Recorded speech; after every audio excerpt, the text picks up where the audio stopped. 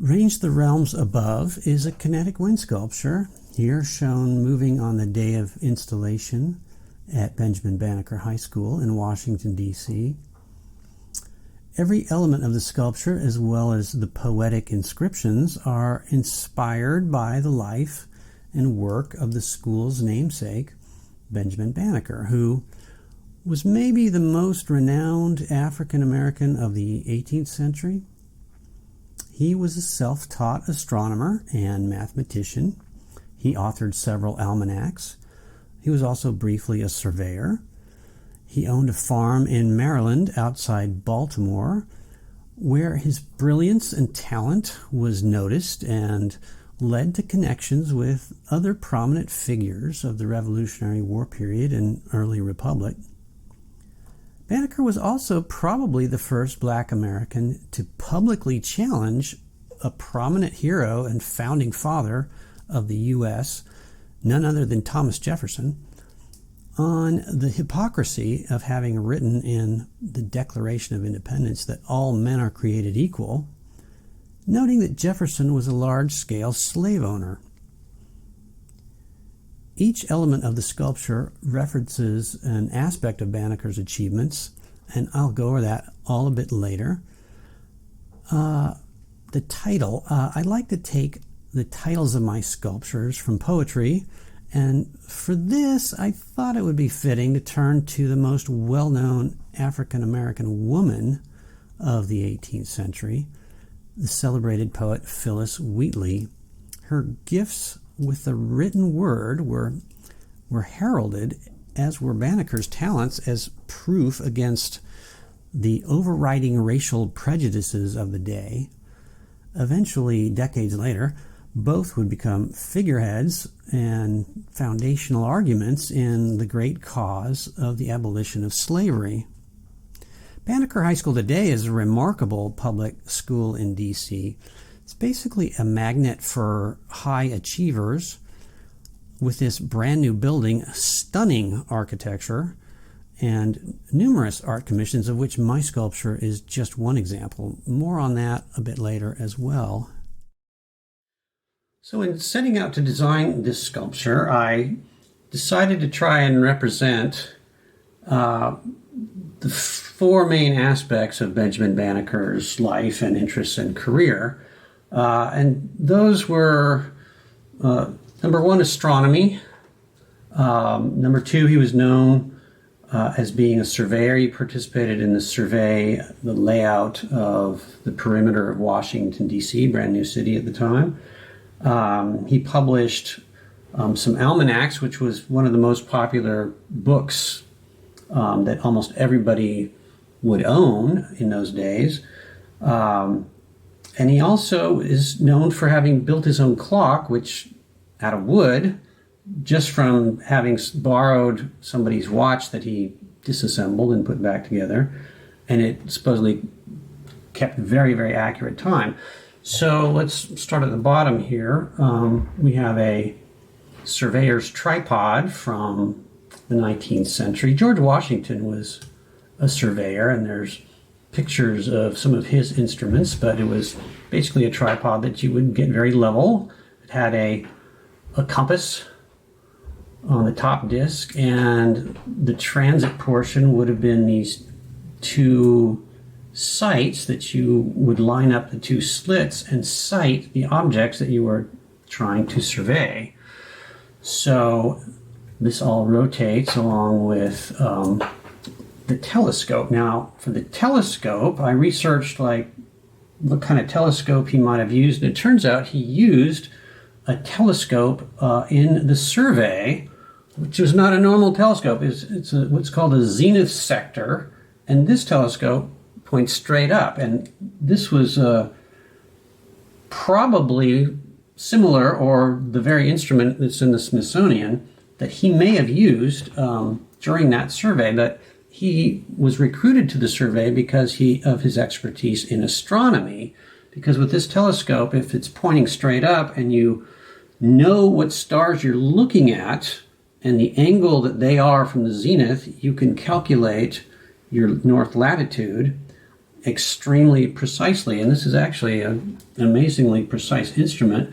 And the fact that he knew the stars and knew how to set this up and use it made him, very valuable to that survey in 1789. So you'll notice that my telescope is not set up at zenith straight up. It's set up more like you would use an observational telescope. And it's 5.5 feet long, just like that zenith sector that I think he used. But the angle is set to the latitude of Washington, D.C., which is the angle that you would set a certain axis of your telescope if you wanted to follow along a single object in the sky as the Earth rotated. So that's how you would set up an observational telescope. Next, this circular object kind of represents the face of a clock, but has this constellation and moon, sun moon, slash design in it with clouds. This is the brightest star in the sky, and this represents the Sirius constellation. Now, Banneker, some think, was descended from the Dogon people in Guinea in Africa, and they're said to have a very strong tradition in astronomy, which some people think was passed down to him by his grandfather and his parents as well. And that may have been the source of some of his interest in astronomy. We don't really know. But the rest of this scene, this is a gaff-rigged cutter, a period vessel that might have plied the waters of the Chesapeake. And such sailors would have needed his tide tables, which were also in his almanacs.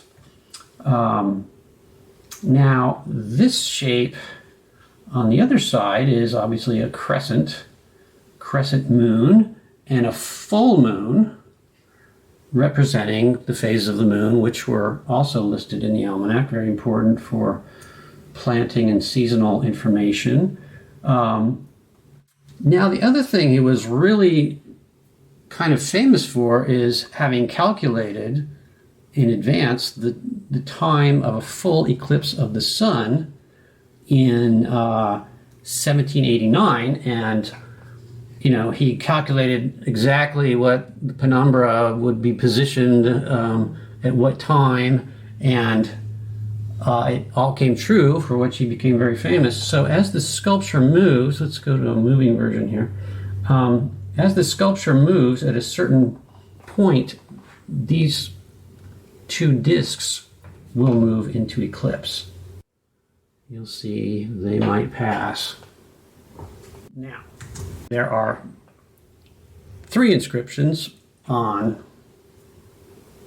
the sculpture. Let's go back to this version. The inscription on the base reads, Bannekerus ad summa et clarissima sidera. What on earth does that mean? That's in Latin, which was the language of the Enlightenment in which he probably had taught himself, because all scientific works in Europe up to a certain point were written in Latin, and you had to know a little bit of that, certainly in astronomy. And I also kind of thought it would be interesting to make people, especially the students, kind of wonder. They'd have to go look it up, what does that mean? It means Banneker to the highest and brightest stars, which again, the brightest star in the sky is Sirius. Now, the title of the sculpture is taken from a poem of Phyllis Wheatley, and another poem that appeared on, let's go to this almanac of 1794, right here, 4 lines of a poem, uncredited, appeared that I thought were very apt. And I looked up who might have written those lines, because a lot of the writings in an almanac were just sourced from other people, kind of a compendium of interesting articles, but it wasn't credited. But as I searched for the words of the poem, I found that they were in fact also written by Phyllis Wheatley from a poem of hers called Thoughts on the Works of Providence. So the school wanted to put something of his writing from his almanacs on the sculpture. So the first line is on this side, which I engraved with a laser engraving. So that to me was just very fitting that he had actually published some lines of poetry from Phyllis Wheatley. I think I was immediately attracted to this project because I read a lot of history, kind of an amateur history buff, and this was the chance to combine sculpture and a historical figure who's Benjamin Banneker is just extremely interesting and inspiring. And it was great to be able to combine that with some of the poetry of Phyllis Wheatley, because that particular poem, I mean, I can see why it was put on the cover of his almanac, because to me it's saying that no matter what kind of storms or winds or tempests there are on the surface of the earth, the progress of the earth through the heavens is absolutely solid and regular. And I think that kind of parallels the life of Banneker, because as an 18th century black man, everything was stacked against him, and yet everyone who met him was just struck by, his intellect absolutely shone through, and the depth of his understanding, and his even-temperedness. And so, he didn't allow anything to really stop him. I thought I might just mention some of the other artwork commissions inside the school. I don't want to give an exhaustive tour or anything, just a couple of examples of the murals and the interior architecture, the atrium. It's just incredibly well done.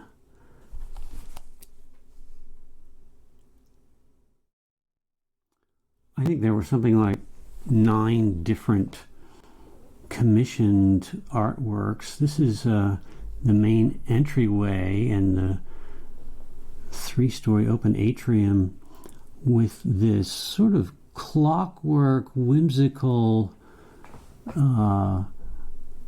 hanging sculpture. It's just beautiful. It reminds me of something from one of Leonardo da Vinci's sketches, but the bottom is a clock, and it likewise it refers to Banneker, and in this case his clock-making achievement. But just amazing what they have done with a public school in Washington, D.C. Wow.